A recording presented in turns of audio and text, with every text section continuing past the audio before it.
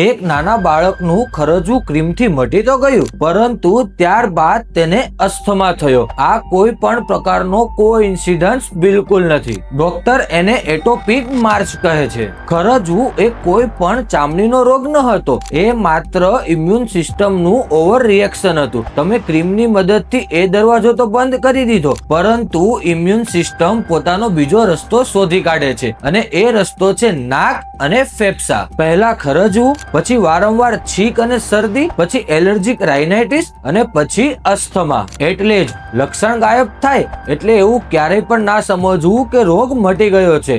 લક્ષણોને દબાવો અને રોગને મટાવો, આ બંને ખૂબ જ અલગ વસ્તુ છે. જો તમારા બાળકને પણ ખરજવું સાથે ખાંસી, શરદી કે પછી છીંક આવતી હોય તો રાહ બિલકુલ ના જોવો.